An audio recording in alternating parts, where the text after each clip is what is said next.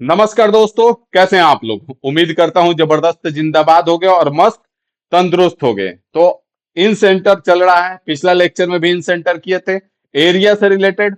उसके पहले आपको इन सेंटर का सारा बेसिक चीज बताए थे। आज हम बात करने वाले हैं समकोण त्रिभुज में जो सेंटर का होगा, इन सेंटर का मामला और सरकम सेंटर का, उसके बारे में। तो वीडियो को लाइक कर दीजिए और चैनल पे नए हैं तो चैनल को सब्सक्राइब कर दीजिए। और बाकी आ जाइए कॉन्सेप्ट पे, आपको हम दिखाते हैं।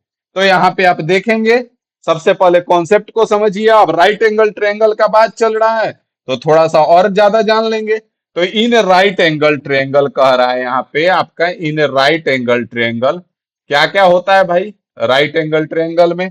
तो सबसे पहला चीज की एरिया बराबर आधार गुना लंब होता है, जिसको ए बी और बी सी हमने लिखा है।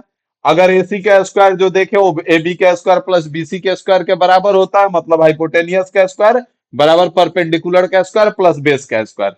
अब मेन मुद्दा पे आते हैं कि अगर इसमें आपसे अंत त्रिज्या पूछता है, जिसको हम आर लिखे हुए हैं, अंत त्रिज्या मतलब कि इन रेडियस अगर आपसे पूछता है भाई साहब, तो आप याद रख लेंगे आधार प्लस लंब माइनस में कर्ण बटे में दो।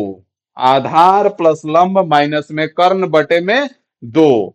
और यहाँ पे अगर बाह्य त्रिज्या पूछता है, आगे हम सरकम सेंटर के बारे में डिटेल बेसिक बाद में करेंगे, बस इतना समझ लीजिए कि आर यहाँ पे हमारा बाह्य वृत्त का त्रिज्या है। और बाह्य वृत्त हम उसको कहते हैं जो हमारे किसी भी त्रिभुज के बाहर खींच तीनों शीर्षों को स्पर्श करते हुए खींचा गया वृत्त को हम बाह्य वृत्त कहते हैं। ठीक है, तो यहाँ पे जब राइट एंगल ट्रायंगल आया था तो इसीलिए हम इसको डाल दिए हैं कि बाह्य वृत्त का त्रिज्या बराबर क्या हो जाएगा, तो कर्ण बटे दो हो जाएगा। याद रहेगा? हाँ सर, याद रहेगा। तो आपके मुंडी हिला के क्वेश्चन पे आ जाओ फटाफट। कह रहा है त्रिभुज एबीसी में पी क्यू आर जो है 90 डिग्री है। यहाँ पे 90 डिग्री है। P Q R, P Q R, P Q 10 है, पी आर आपका 26 है।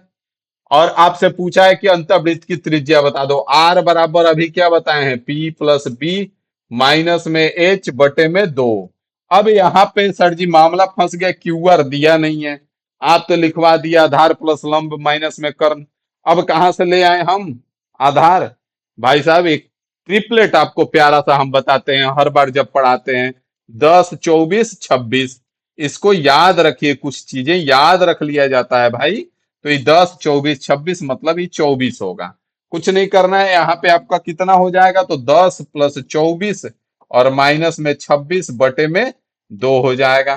तो यहाँ पे 24 10 34, 34 में से 26 माइनस करेंगे तो 8 बचेगा, 8 बटे दो कर देंगे तो 4 हो जाएगा।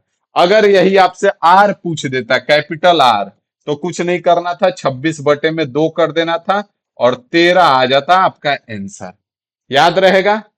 अंतःवृत्त की त्रिज्या बराबर आधार प्लस लंब माइनस में कर्ण बटे दो और बाह्यवृत्त की त्रिज्या बराबर कर्ण बटे दो।